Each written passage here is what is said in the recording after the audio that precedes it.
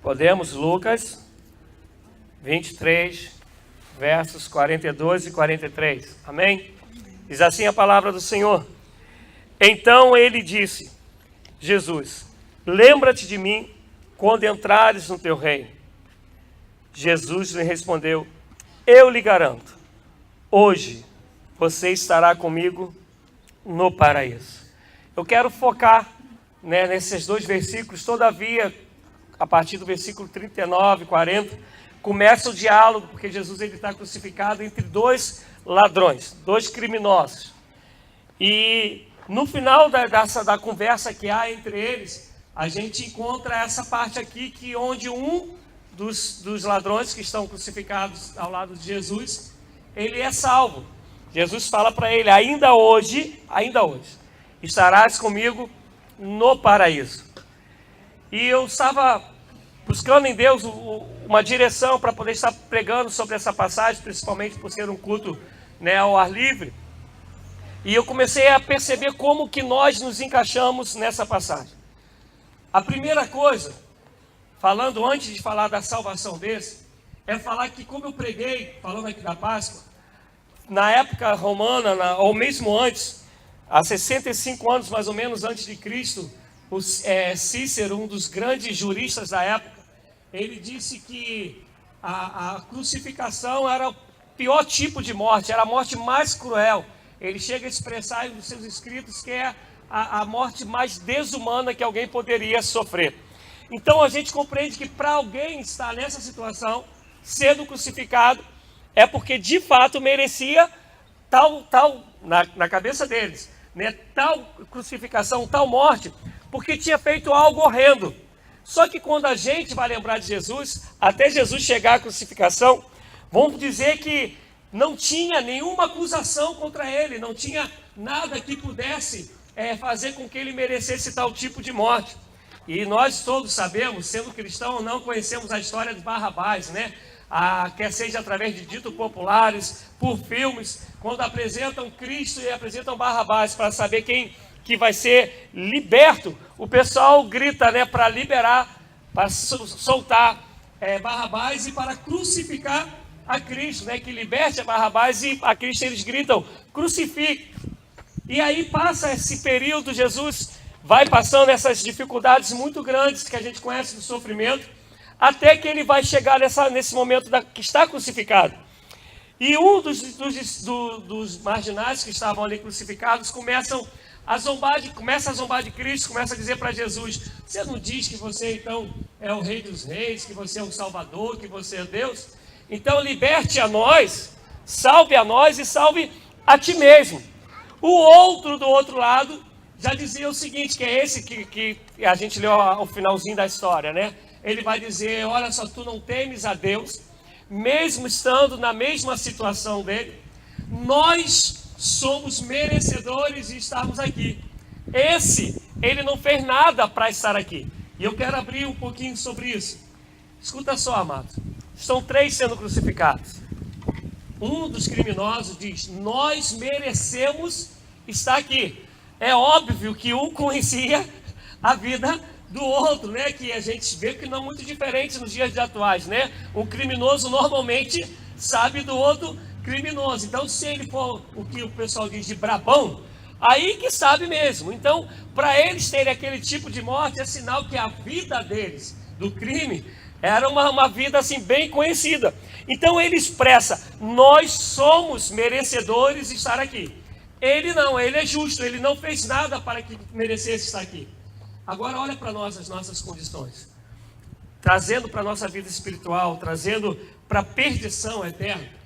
Todos nós merecemos a morte eterna. Por mérito, ninguém merece a salvação.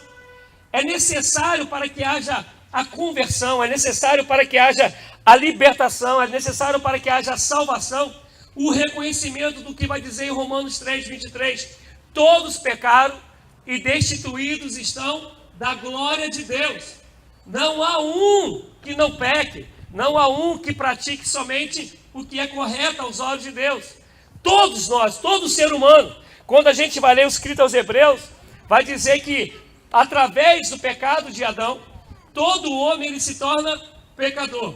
Como através do segundo Adão, que ele está fazendo um paralelo com o Cristo Jesus, uma simbologia que Jesus Cristo é o primogênito da nova etapa, da nova criação, quer dizer, daqueles que vão ser salvos e vão ter teu nome escrito no livro da vida. Vai dizer que através do segundo Adão, todos nós temos direito à salvação, à vida eterna. Mas até chegar em Cristo, todos nós somos merecedores da morte eterna.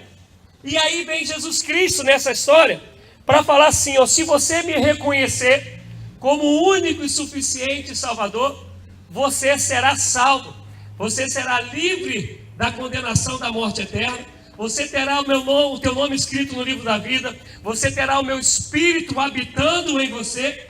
A partir de Cristo, todos nós temos direito à salvação. Mas agora tu raciocine comigo, por favor. São dois ladrões, dois criminosos, que estão morrendo da pior morte, da pior maneira de morrer da época, o pior tipo de assassinato, o pior tipo de condenação. Eles estavam vivendo ali, junto com Jesus. E aí tu pensas comigo, por favor, raciocina comigo. Se tu tá sofrendo o pior tipo de morte concebido naquela época, como pode piorar esse negócio? Se é pior morte, como esse negócio pode ser pior? Se a expressão é pior morte, é dizer que não dá para piorar, não tem como ficar pior esse negócio, não tem como esse negócio estragar mais. Mas escuta o que eu quero falar para todos vocês nessa manhã. Eu não sei a luta que cada um passa, eu não sei o sofrimento que cada um tem, quer seja a gente aqui da igreja, quer seja aqueles que estão nos ouvindo. Mas eu quero dizer para vocês que tem algo que é pior do que qualquer sofrimento que você esteja passando.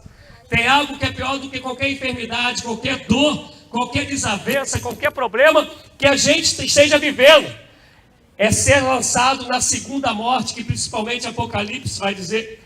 Quando a gente lê Mateus, ele vai dizer o seguinte: não temam aquele que tem poder só para matar o corpo, mas temam aquele que tem poder para, matando o corpo, também jogar a alma no inferno, no fogo do inferno.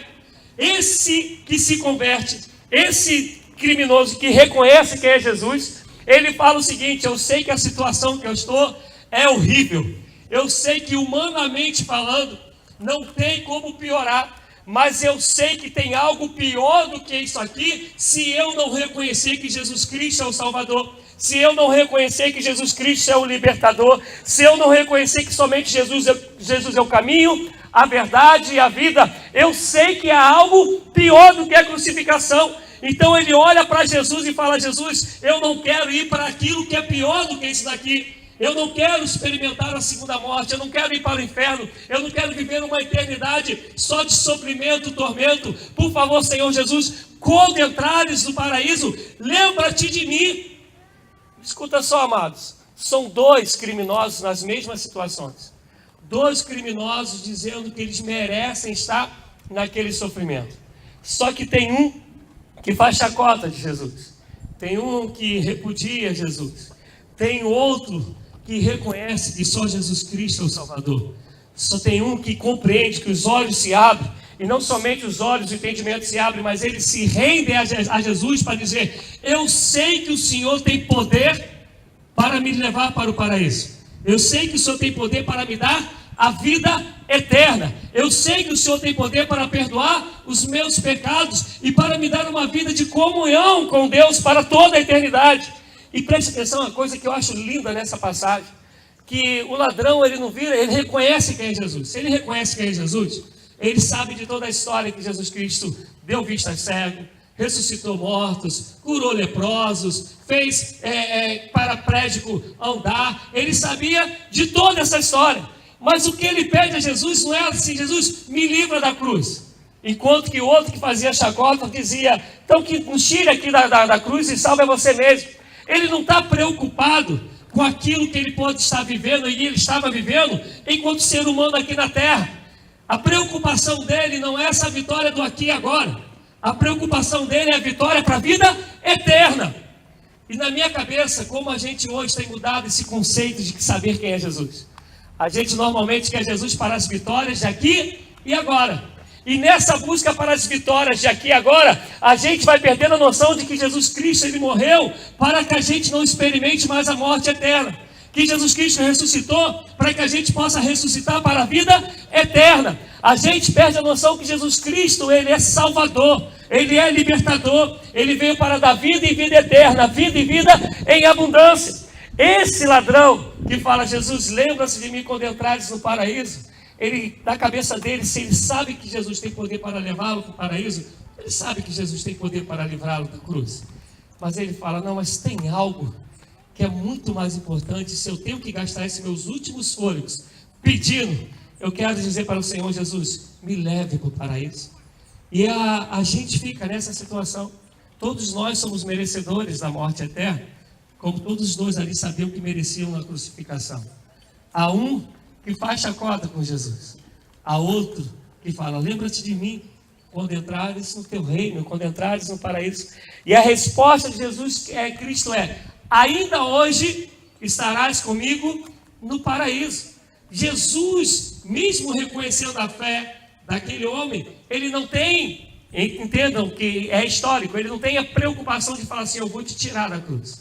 A preocupação de Jesus é dar para ele aquilo que é mais importante, que é a salvação, que é a vida eterna, que é o perdão dos pecados. E eu fico perguntando para mim mesmo e para nós, enquanto cristãos, o que é mais importante para a gente? O que de fato nos faz olhar para Cristo e compreender o que é mais importante? Mais importante para nós, de fato, é a salvação, é o perdão dos pecados, é a vida eterna. Ou o mais importante é buscar em Jesus aquilo que a gente deseja para aqui e para agora. O mais importante para a gente, o que é uma vida de religiosidade. Eu quero que ainda ler com vocês o que está em Efésios 1, 13 e 14. Efésios 1, 13 e 14. Está dizendo assim, nele, quando vocês ouviram e creram na palavra da verdade, o evangelho que os salvou, vocês foram selados com o Espírito Santo da promessa, que é a garantia da nossa herança até a redenção daqueles que pertencem a Deus para o louvor da sua glória. Olha o que Paulo está falando aos Efésios, que capítulos 1 e 2, Paulo vai tratar sobre a salvação, sobre o que Jesus Cristo fez na cruz. O que Paulo está falando? Se de fato somos convencidos pela palavra de Deus, pelo Espírito de Deus, somos convencidos que somos pecadores, mas que Jesus Cristo é o caminho, a verdade, a vida, e nos arrependemos dos nossos pecados e nos entregamos a Ele, Ele diz que a partir desse momento, o Espírito de Deus vem sobre nós, vem fazer morada de nós, nos preparando, estando conosco, nos capacitando, até o dia. Aí ele fala da redenção, redenção no sentido de até o dia que Jesus Cristo vai vir buscar a sua igreja, vai vir buscar o seu povo para a vida eterna. No caso do ladrão, Jesus Cristo veio na hora da morte dele. Consegue me entender, amado? Porque depois que morremos, ou a gente está salvo, ou a gente está condenado. Ou a gente está de fato com a vida eterna, ou com a perdição eterna, com a morte eterna. Então, para aquele homem, ele reconheceu quem era Jesus. A salvação veio e ele morre. E eu tenho a convicção que esse homem, ele abriu os olhos na Nova Jerusalém, onde nós vamos naquele grande dia, em nome de Jesus. E aí eu quero terminar falando sobre a nossa situação, que o ladrão, ele aceitou Jesus, mas morreu. Ele reconheceu que era Jesus e morreu. Nós continuamos vivos. Para os que continuam vivos, Jesus, antes da crucificação, ele falou o seguinte, em João 14, 21. Aquele que tem os meus mandamentos e os guarda, esse é o que me ama. E aquele que me ama será amado do meu Pai. E eu também o amarei e me manifestarei a ele. O ladrão, ele não teve tempo de caminhar como quem reconhece que é Jesus, porque ele morreu ali. Mas Jesus falou, você me aceitou e vai viver essa vida. Se você reconhece de fato quem eu sou, você vai conhecer os meus mandamentos e vai, Maíra, viver segundo ele. Porque ele está falando assim, falar que me ama de boca é muito mole. Falar que me ama por causa de um arrepio é muito mole. Né? Vocês sabem que o arrepio não dura muito tempo. Mas a vida de temor e obediência a Deus, ela tem que durar a vida toda. E aí Jesus está dizendo, se você de fato me ama, tu vai guardar os meus mandamentos, você vai viver na direção daquilo que a minha palavra revela para você, que à medida que você vive assim de fato, você vai mostrar para todo mundo que você me ama, porque aquele que tem os meus mandamentos e os guarda, quer dizer, os obedece, vive segundo eles, esse é o que me ama, e aquele que me ama será amado do meu Pai. E aí vem a coisa mais linda: e eu o amarei e me manifestarei a Ele. Como vem a manifestação de Deus em nossas vidas? Através de uma vida com Deus, através de uma obediência à sua palavra, através de um caminhar todos os dias, fazendo com que outros olhem para nós e saibam que de fato somos filhos e filhas do Deus Todo-Poderoso. E eu fico impressionado quando pessoas acham que porque elas vão a algum tipo de culto uma vez ou outra, ou algum tipo de religiosidade, e aí consegue aquilo que ela talvez deseje como bênção para o aqui e agora, que é diferente do ladrão que ouviu: hoje ainda tu estarás comigo no paraíso. Pessoas que vivem momentos que acham que porque foi abençoada ou se arrepiou e fala assim: não, Deus está se agradando de mim. Isso me preocupa muito, porque a gente vê Jesus falando que viver com Ele para que tenha manifestação real dEle é uma vida que caminha segundo a palavra dEle enquanto respirar, porque aquele que tem os mandamentos e os guarda, esse é o que ama. Então não é algo isolado, não é algo no momento ou no outro, é algo contínuo. Vai dizer Oséias 6:3, conhecer e prosseguir em conhecer ao Senhor é uma caminhada constante, porque a Bíblia, quando ela vai falar de salvação, o verbo no grego, no original diz assim: Jesus salvou, salva e continua salvando, é algo contínuo. Por isso que em Efésios, onde a gente leu, fala que até o dia da redenção, é essa caminhada. O ladrão, ele não viveu isso porque ele morreu, mas o chamado de Deus é para que a gente compreenda que a maior vitória que Jesus nos deu na cruz não é uma bênção do aqui e agora, mas é a vida eterna. O maior desejo dele é: guarde a minha palavra, para que aquele grande dia, quando eu voltar, eu quero te levar comigo. Eu quero que você experimente o que o ladrão da cruz experimentou. E é por isso que ele falou: não vos deixarei órfãos, vos enviarei o Espírito Santo, o Espírito da promessa, que é esse Espírito que Efésios diz que nos conduz até aquele grande dia. E a gente, talvez dos que estejam nos ouvindo, vai ter, ou escutou, ou já falou assim: não, eu creio em Jesus. A Bíblia vai dizer assim: crê, até os demônios creem. Creem e estremecem. Porque o que é crer? É ter uma convicção de que aquilo é real, né? A gente pode passar, sei lá, cadê o cavalo que estava aqui, já foi arrebatado o cavalo, né? Tem gente que vai falar assim: eu creio que aquele cavalo está ali, mas não vai chegar perto do cavalo nunca, porque morre de medo. Tem outros que falam assim: eu creio que aquele cavalo está ali, pô, se der uma hora eu vou montar nesse bicho aí, sair, né? Sair galopando. Há uma diferença entre a gente crer e querer estar perto. Há uma diferença entre a gente crer e amar. Há uma diferença entre a gente crer em Jesus e falar assim: Jesus, seja o Senhor da minha vida, direciona os meus passos, eu quero viver por Ti e para Ti, porque eu sei que somente em Ti eu tenho vida de verdade, eu tenho a paz que excede a toda a compreensão humana. Então a gente precisa compreender que não basta crer em Jesus. Para a salvação, tem que se entregar a Jesus. A gente precisa compreender que falar que ama da boca para fora é uma facilidade incrível. Qualquer um aqui, né, a gente vê igrejas que falam isso, né? Vira para o teu irmão que está ao teu lado e fala que tu ama. Né? Nunca viu dito cujo na vida, né? Às vezes está com uma faca do lado, querendo piar no peito. Ei, cara, te amo, né? E eu falo: meu Deus, estou abraçando esse dito cujo, essa dita cuja, misericórdia, né? E não falar que ama é mole. Por isso que Jesus fala assim: não quero ficar ouvindo que vocês me amam. Mostre com a vida. A gente tem aqui filhos, pais e filhos, e cônjuges, irmãos, que a gente sabe que a gente gosta de ouvir "eu te amo", mas mais do que gostar, a gente gosta de ver isso na prática, né? Chegar o Wilson amanhã em casa e falar assim: aqui, Cida, um buquê de rosa e um bombom que eu trouxe para você, ó. Ó, terra de mistério, hein? Ó, aleluia! Isso é muito mais do que um montão de palavras. E a gente precisa compreender que com Cristo Ele é o modelo. Ele disse que se nós de fato o amamos, reconhecemos quem Ele é, devemos viver segundo aquilo que Ele nos disse que devemos viver. Não podemos fazer uma vida com Cristo segundo o que a gente deseja, porque é segundo os mandamentos dEle que disse Ele que Ele se manifestará a nós. Não é o fazendo da Bíblia uma caixinha de promessa. Nós entendamos, a crucificação era cruel, sofrimento do cão, não tem outra palavra para usar.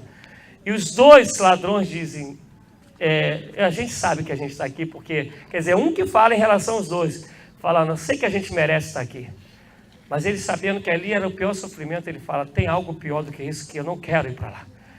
Eu quero a salvação, eu quero estar no paraíso. E Jesus fala, isso não vai ser amanhã ou depois, vai ser ainda hoje, porque Jesus sabia que ele ia partir, que o ladrão ia morrer. Então ainda hoje estarás comigo no paraíso. Meu desejo é que a gente possa ouvir do Senhor, não só hoje, mas principalmente naquele grande dia.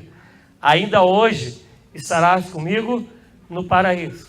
Mas para que isso aconteça, a gente precisa se reconhecer como pecador, como quem não é merecedor. Que tudo isso é graça, é favor e merecido. É um amor de Deus incomparável sobre cada um que de fato se voltar para Ele, porque Ele não faz acepção de pessoas. Mas uma vez, reconhecendo que Jesus é o Senhor, devemos cumprir a sua palavra. Devemos viver segundo o teu Espírito.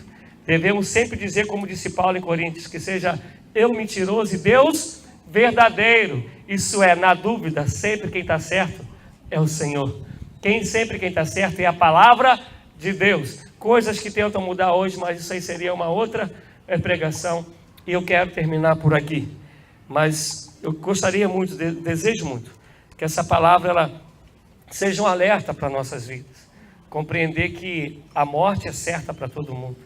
Compreender que a vida ela traz alegrias, mas ela também traz sofrimentos. Mas que nenhum sofrimento se compara do que com a morte eterna. Por isso que Deus amou o mundo de tal maneira que deu o seu Filho unigênito para que todo aquele que nele crê não pereça, mas tenha a vida eterna. E que a gente compreenda que de fato ter salvação, reconhecer quem é Jesus, é compreender que a gente tem que viver como Ele deseja, porque Ele é Senhor, Ele é o Senhor, Ele é o soberano, é Ele quem dita as regras, né? A Angélica, né, está aí passando por uma luta de enfermidade e ela falava, pastor, eu ganhei dias, mas eu não vou ficar em casa não para eu não perder o emprego, não foi, Angélica? E engraçado que para emprego a gente faz essas coisas, né? Eu não posso dar mole, eu não posso vacilar, o patrão falou, eu tenho que fazer.